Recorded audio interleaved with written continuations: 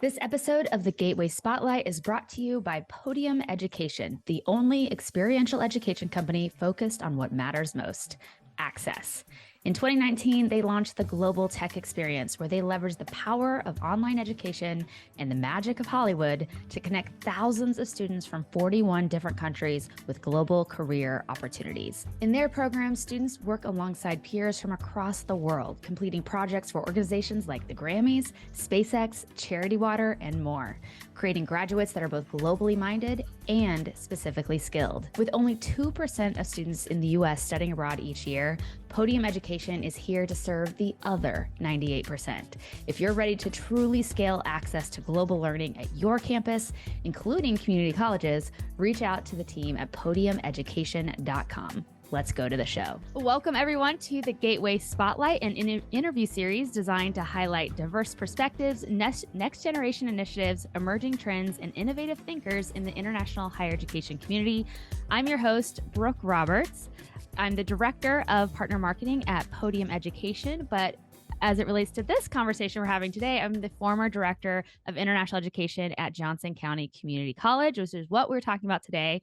And I'm very delighted to have our guest on, Dawn Wood. She's the Dean of Global Learning at Kirkwood Community College. And if I was to give it, for people who don't know the community college landscape, I feel like Kirkwood in my mind is like the Minnesota of the four-year world, where it's like they're doing everything right. We model everything after Kirkwood, what Dawn is doing over there with her team. And so I'm really excited to have you on the show today, Dawn. Thank you. I'm excited to be here. All right, so here's the super embarrassing part where I'm going to introduce you to our audience. You have to smile and just take in all the bask of glory. So Dawn Wood serves as the Dean of Global Learning for Kirkwood Community College, located in the U.S. state of Iowa. With over 20 years of experience in international higher education, she's responsible for forwarding comprehensive internationalization at Kirkwood Community College. The Global Learning Department at Kirkwood requires her direction in the areas, and wait for this, there's a big list of stuff she oversees here. So the areas of international strategic vision, international partnerships, international student services, English language learning, international admission and recruitment, study abroad programming, intercultural exchange, international grant management, immigration services, and international curriculum and faculty develop. I'm just tired reading all of that right now. So she also has a bachelor's degree in international business and psychology from the University of Northern Iowa. She holds a master's degree in international management with an emphasis in international education and training from the School for International Training, SIT. And she is currently a PhD candidate at the Catholic University of the Sacred Heart in Milan, Italy, focusing on within the Center for Higher Education, internationalization. And her research is on the impact of intercultural experiences on diverse populations at community colleges. Welcome to the show, Dawn. We have a lot to talk about, obviously, based on that bio alone. So, we met kind of through my role at Johnson County, and we met at CCID. And for those of you who aren't familiar, CCID is sort of like the NAFSA, but at the community college level. So it's a international education conference and membership organization.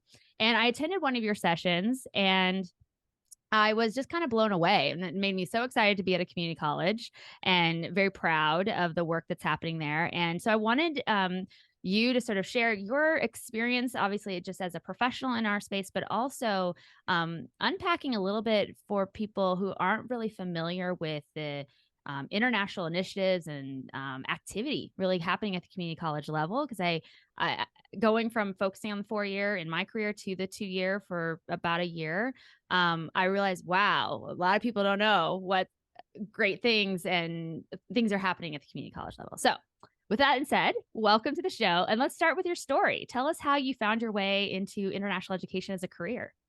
Thank you. Yeah, it's great to be here. Thanks, Brooke. I have a story on how I got into international education. So it's interesting being here in Iowa because I was born in Iowa. I was born on a farm in Iowa and grew up in kind of a low-income rural family. My dad still farms. And I never left the state of Iowa until I went to college at the University of Northern Iowa, like you mentioned, and found out about all these exciting exchange programs I could go on, and somehow just fell into those and was lucky enough to get scholarships to participate in some exchange programs during college. And then after college, decided that was what I wanted to do. I wanted to meet people that were international. I wanted to travel. And so I found a job teaching English in the Czech Republic, which in the year of 1992 was a very popular thing to do. And I taught in a very remote southern Bohemian town where I was the only English teacher, native speaking English teacher, and loved that. And then realized, I really love this. I love connecting people. I love working in education. And so at that point, I decided to come back to the US and look for graduate programs where I could work in international education. And that's when I went to SIT. And then Um, after SIT, moved and started my career at a university.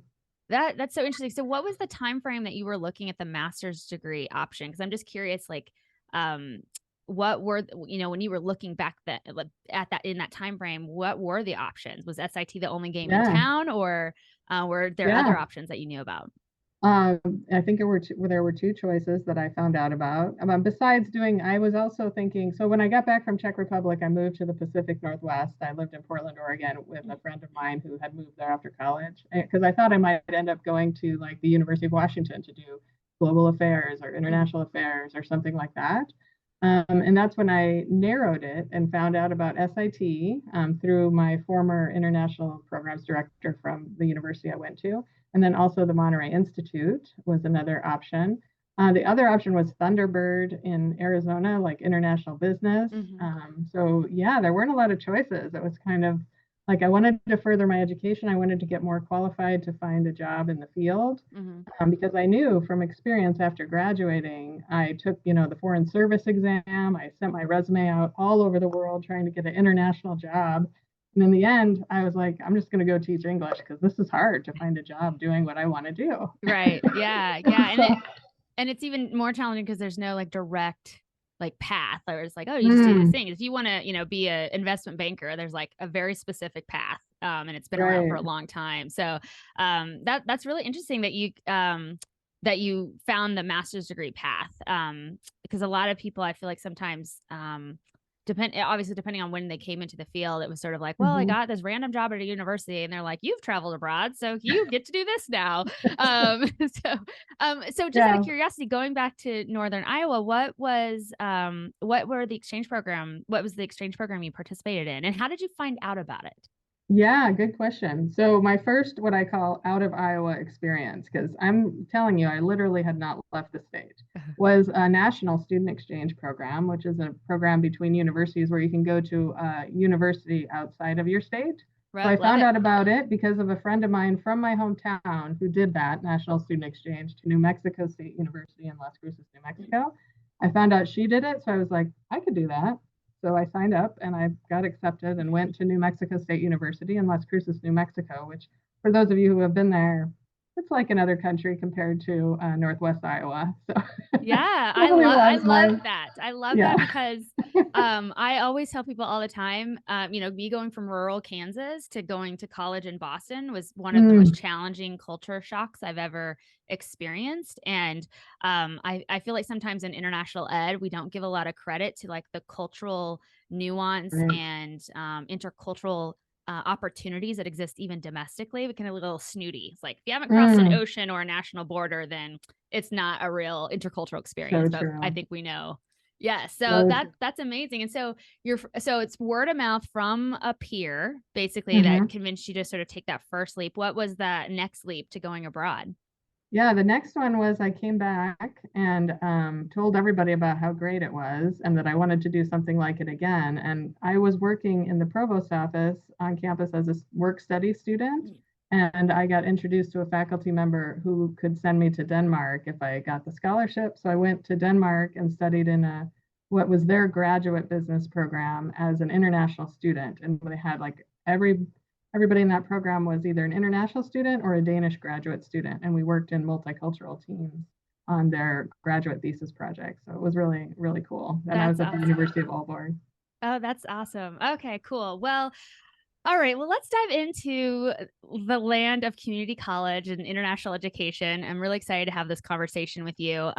So anecdotally, I remember when I sort of announced on LinkedIn I was taking this job at a community college. I was actually surprised at how many professionals in our field kind of private messaged me, slid into the DMs, if you will, and were like, "There's study abroad at community colleges? Like what?" And it was from people outside of our field, but also people inside our field who didn't even realize, like, oh, like that's a thing. Mm, And I'm curious, for someone who's built this really amazing career at the community college level and done some really cool stuff at Kirkland, which we're going to talk about.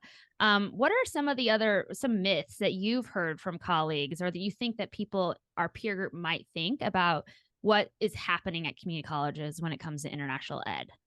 hmm Yeah, well, I think what you said there really sums it up, and I think we need to reflect on ourselves sometimes as a field of international educators Mhm. and our supposed understanding of other cultures, as you were mentioning about other cultural places like New Mexico, and then also about other types of institutions and about the people who attend those institutions. Mhm. So just making a generalized assumption about a certain institution because of its type is an interesting comparison to making generalizations about groups of people as well. So Mhm. I've also experienced that same type of kind of deficit thinking Mhm. about how if you're at a community college, there's no international. And then that leads to a feeling of like, or nor should there be, kind of that kind of judgment or elitism that comes out in some of the discussions that I've experienced. So I think it's important for us to reflect and think, where does internationalization of higher education really need to happen? And I think if we ask ourselves that question, should be at the community college, because that's where our diverse student groups are. And Mhm. that's where we need to focus on providing international education for all, because we hear that so many times, like, oh, international education should be for everybody. Everybody should be experiencing it. But do we really mean everybody, or do we just mean the elite people? Mhm. Because if we do, then we need to get ourselves into the community colleges and start making some changes, start making some programs that attract students who are low income, who are from diverse backgrounds, who are immigrants, who provide already some intercultural backgrounds, who are doing different types of programs, like, say, auto tech or Mhm. electrician or welder, wind energy person. All these different types of programs that community colleges have that people outside of community colleges don't even know about because they Mhm. haven't been there. So I Mhm. think one of the myths is that I think a lot of people in our field of internationalization have never been to a community college. So I Mhm. welcome everyone to come to Iowa because we're really welcoming here. I love it. It's like going to be our own intercultural thing. I love it. We need a fan visit to Iowa. So one of the things I found interesting about your presentation at CCID last year, and if anybody's interested, it's coming up. I think it's in February. It'll be in DC this year, so go check them out. Happy to refer you to those resources. But one of the stats that I had never heard before, but you shared that 42% of undergraduate enrollment, total undergraduate enrollment in the US, is at the community college level, which I was Mm-hmm. like, that just like knocked me off my chair a little bit. I had no idea. And then it made me think about our field. And like, I've been in the field for almost 20 years now. And I think about going to these conferences. And obviously now there's digital workshops and resources all over the place. And I would say, we're not devoting 42% of our efforts and resources to community college Mm-hmm. students in our field. And then it has a trickle down sort of rational thinking of like, well, does it truly come down to, well, we're only going to make programs for people who can afford it. We assume that students that the community colleges can't afford it. And then that leads to the next question of like, well, why is study abroad so expensive? so, Right. so then, Right. yeah, there's a lot of things to unpack there, but I'd love for you to talk a little bit more about that population element of that 42%, and not to put you on the spot, but do you happen to know what's the average sort of percentage of that 42% that tends to matriculate to a 4-year institution? Oh, yeah, that's a good question. I don't know the exact Mhm. statistic in terms of how many transfer on to four-year institutions. Mhm.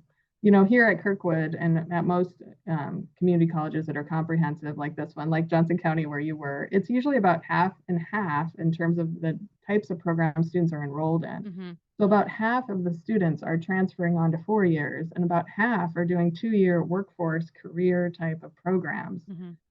both of which, in my mind, are equally necessary to have international experiences. Because I come from a true international educator. Everybody should have an international experience. Yeah. So both of those are important. So I would say I'm not sure how many do that.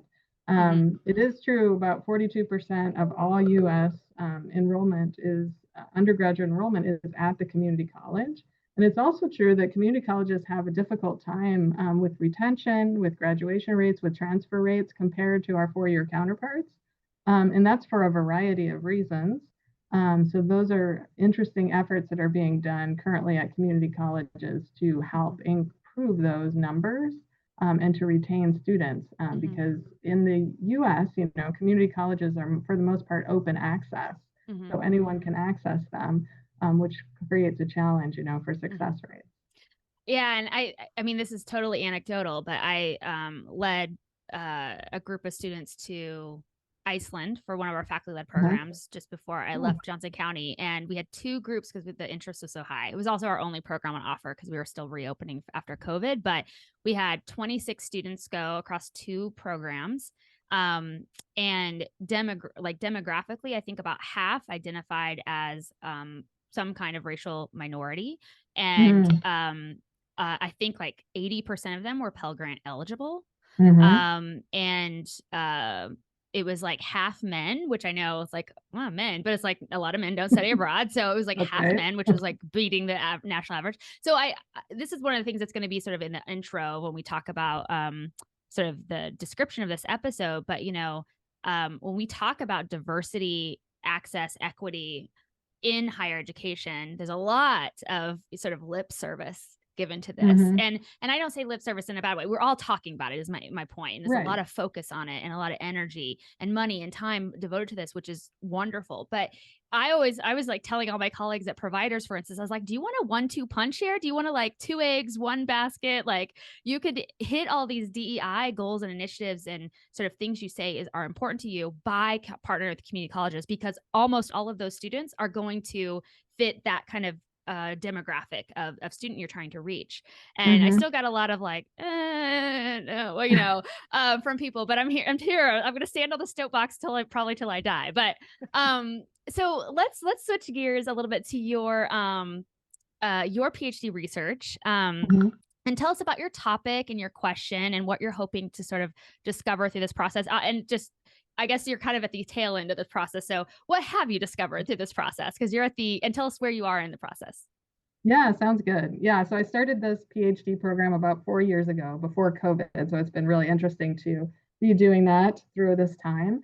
And what I've focused on is studying low income, first generation technical, meaning those CTE students I was just talking about, and rural community college students. And I'm exploring their interculturality. So I'm exploring interculturality in those students that attend Kirkwood. So I'm using empirical data from Kirkwood about the enrollment of students here. So we have like 62,000 students in my data set, which is people that were enrolled in Kirkwood for a 10-year period.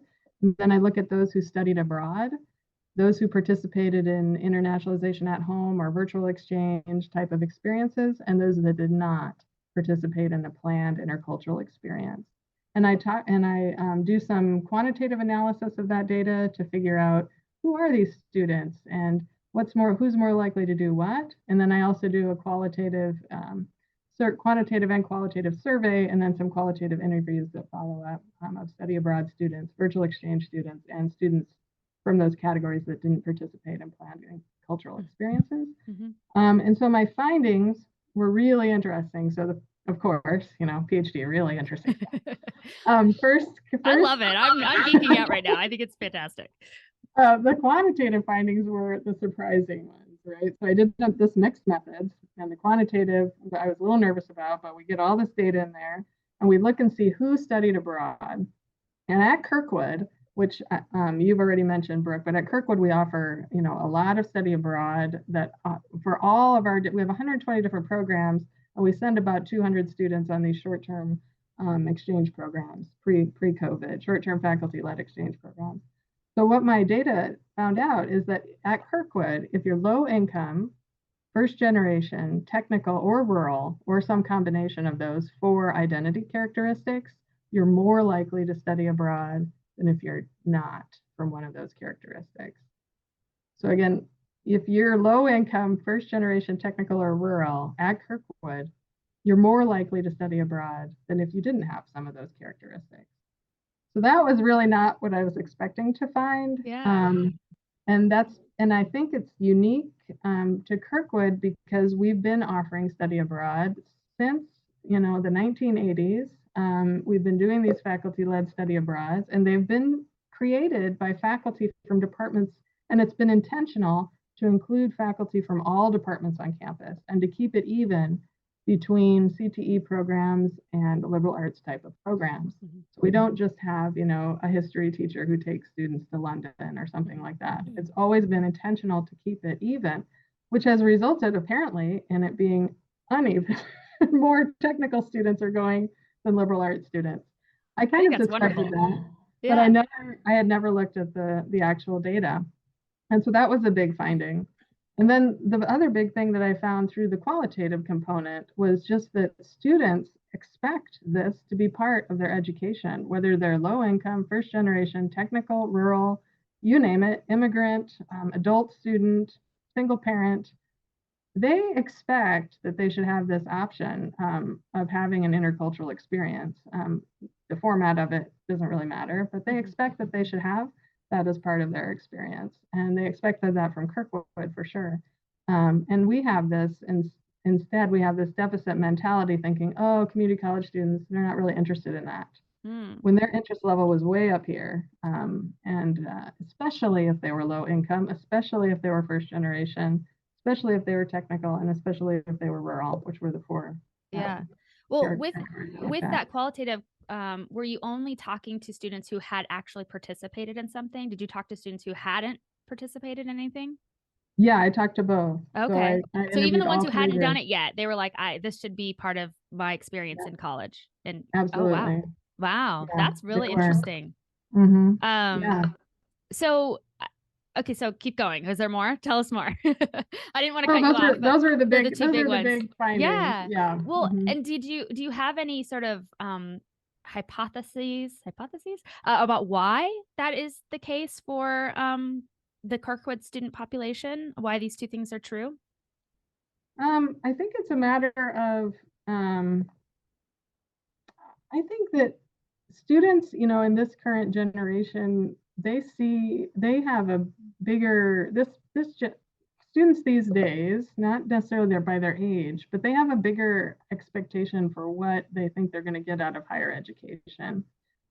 If they're in it, they're in it to win it, I guess. They're in it to get all of it that they can. And when opportunities are put in front of them, they're going to take it, especially if they're low income, because there are these people that are like persistent and they want to get all that they can for their dollar. They're spending money on this. They're getting financial aid, they're getting a Pell Grant. They're going to take advantage of what they can while they have it. And so I think we have this mindset, well, they don't have money, so they're not interested. But look what they do have. Look at all the strengths that they do have, the persistence, the resilience, just like we talk about with first generation students. It's all there. So we need to not take for granted and categorize people in ways that we don't maybe have the data to back up. Because if we're not looking and talking to students at community colleges in these categories, then how are we to know? Like I couldn't find any research on people who were focusing on these categories of students who had intercultural experiences. It's just not out there because it's hard to find these groups that are actually doing it. But why is that? Well, we're not offering it. That's why. Well, one of my goals at Johnson County, obviously I'm not there any longer, but one of my things was like, I will have succeeded if I have built partnered with a faculty member to deliver a truck driving faculty-led program of some kind around the world. I was like, who knows how? I was like, my work here is done. But I didn't make that happen. But as part of one of our grants that we did, there was a CTE program that was being led by a welding faculty and an HVAC faculty, and they were looking at I don't even understand it all, but something in the Netherlands about how they move water and I don't know, something. So super cool. And they're going to have like 10 students from that program. And those are students who are never going to, not never, but they're likely focused on what they're focused on, and the CTE, which is, for those who don't know, is career and technical education. And they may not go on to a 4-year degree. So the people who are Mhm. like, oh, we'll wait for them at the 4-year institution and then we'll serve them. It's Right. like let's say half of that 42% of undergraduates are never going to meet you. I'm talking to you, other people. They're never going to meet these providers or these other programs that could serve them. And so I think it is really important for us to think about new ways to engage. So that leads me to my next question for you is whether you're talking with our peers in the field, whether it's at private companies, the provider world, or any other sort of constituent group that can support these students, what are your sort of, I guess, strategies or recommendations on how they can start engaging with community colleges to make it feasible, to Mhm. work with them? Because go ahead. How does Yeah. it? Yeah. Yeah. So I think the first thing is what I said before, which is go visit a community college. Mm-hmm. Um, come to Kirkwood, come to Johnson County, which is another huge community college, which is Mm-hmm. kind of overwhelming. Because if you don't understand your audience, if you're not looking at your customer, your potential customer, and understanding their culture, then you're not going to get that sector of Mm-hmm. customers. Right. So I feel like people are just ignoring this because of this deficit mindset instead of actually taking a look at this potential group of customers that are interested in providing international experiences for their students.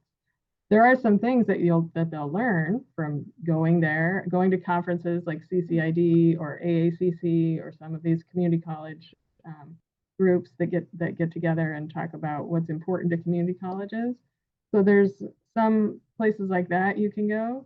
And I think some of the things you'll learn is that, yes, community college students are looking for a bargain deal. That's one of the reasons some of them choose community colleges because they are getting a bargain deal. Like Mm-hmm. the education they get here at some of the faculty that I have here at the community college are just stellar and Mm-hmm. have great connections and are wonderful opportunities for students, but they're getting it for a bargain price. And so that's just normal. They're not going to be willing to pay $10,000 to go on a 2-week program to Rome. It's Mm-hmm. just not going to happen. It's going Yeah. to have to be a little bit less expensive or it's going to look ridiculous to them.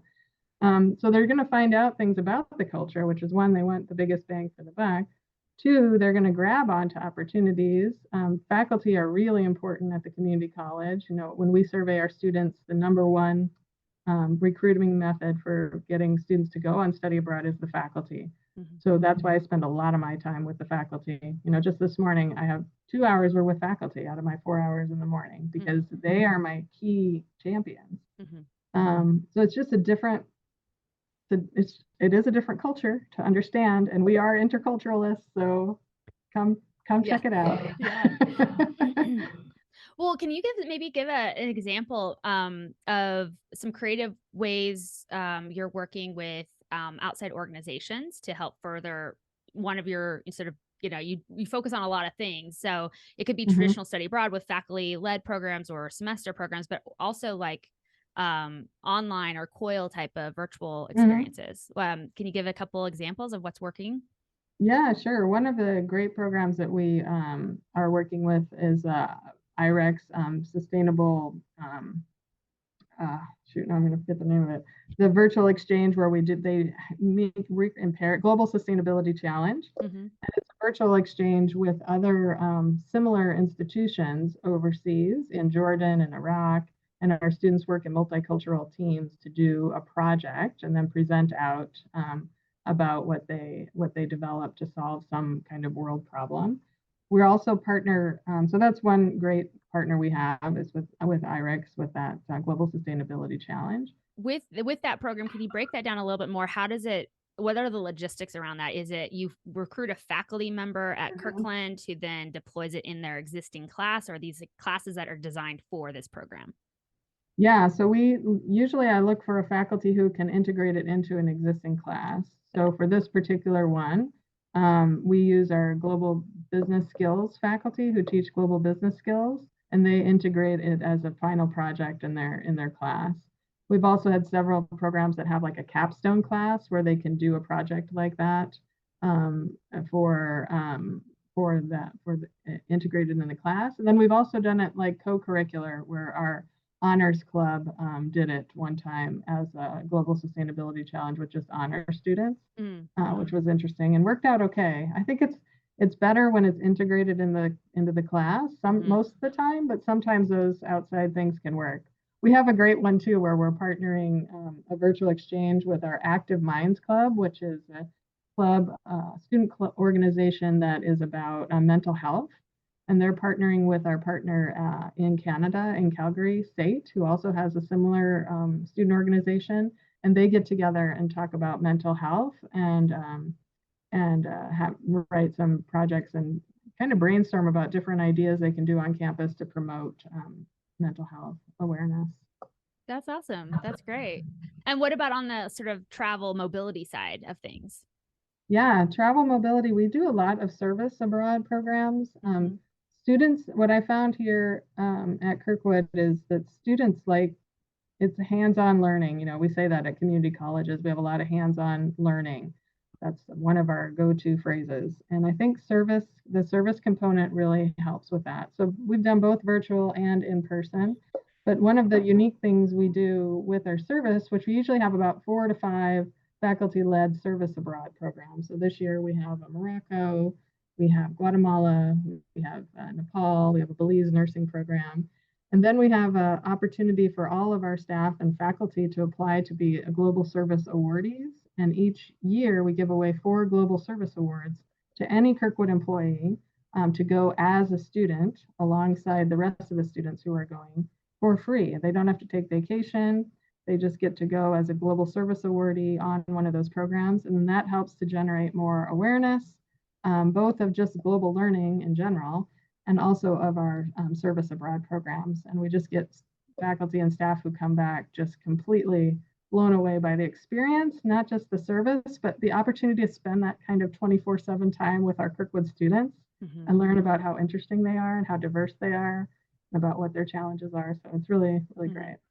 And that's a great way too, because, you know, a lot of the staff faculty, they're going to be there for a long time at community colleges. And so having them sort of there to talk to every class coming through over and over again about their experience they may have had 10 years ago, but they'll still love it and be able to talk about it. That's really smart. Yeah. And a lot of the faculty who go end up proposing a program of their own down the road. Right. So. Right. So what are you most excited about in terms of the development of, you know, what the potential is for what's happening at either Kirkwood specifically or just across community colleges that you're seeing from your peers at different community colleges? Yeah. What am I most excited about? I guess I'm excited about the opportunity. Like it seems like it's a challenge, right? But I'm excited about the opportunity because right now in our field, this intersection between international education and DEI or diversity, equity, and inclusion, social justice issues is so paramount. And I think the opportunity that is here at the community college to learn about how that intersection can be viable and can be real and authentic is huge. And I think we need to strategize more on it, but I'm really excited about that opportunity that lies ahead. Yeah. And I'm just saying the opportunity too. I think, you know, I don't think that it's all about like providers, but I feel like they have played a crucial role at the 4-year institution level of expanding options for students because the classic, you know, university to university exchange programs are wonderful and very affordable, but the capacity that they have is just limited as we've structured everything right now. So they've been wonderful for expanding opportunity in terms of programs. And I think, though, at the community college level, I was so surprised, for instance, at CCID. And for those of you who haven't been, I talk about it a lot to people. Sorry, and I'm not being paid to say any of this, by the way. I love you guys, but I was just shocked. It was the size of maybe like a regional NAFSA conference, if you've gone to one of those. So you know, kind of quaint, and you could get to know a lot of people, which was wonderful. But I also, you know, they have a traditional little mini expo area, and there was like one provider that had a table there that I recognized. There were a few others that clearly have sort of said we're serving the community college market, which is Mm-hmm. lovely. But I was just shocked that I didn't see any of the kind of classic big players in that space. And I was like, wow, they're missing a massive, like, 42% opportunity to serve, and to, whether it's a bottom line thing from a business perspective, or just to like actually fulfill the promise of their DEI initiatives. Mm-hmm. I just feel like it would be so, instead of going to a big university that has a smaller group of students that fit these demographics you talk about, they could go to Mm-hmm. an institution that has 20,000 students, like Johnson County or Kirkwood, who, I don't, what's your student population size? 15,000. 15,000, that's it. And they're almost all going to fit that demographic. So I don't Mm-hmm. know. I'm just preaching to the choir right here. But I'm just like, it's very excited. I'm excited. I want more providers to get involved, especially those that organize like faculty-led programming and can help facilitate that, because a lot of community colleges, they don't have a dean of global learning or director of international education. And so they need the provider support to facilitate the logistics, the health, safety, risk management, that they just don't have the staff on hand at the institution to deliver. And so it's a great opportunity for them, but it's also like a need at the community college Yeah. level in some instances. So they get out there, people, go call Dawn and all of our peers at community colleges and get to work. So one of the things I wanted to ask you about, because we're running over time, as always, I do this. But let's talk more about like a career at the community college level. Mm. And this is for people who maybe like, oh, like I didn't know I could even look at jobs at a community college for international ed. What would be some of your advice or unique factors people should expect or look into if they're thinking about taking a role at a community college? Yeah, that's a really good question.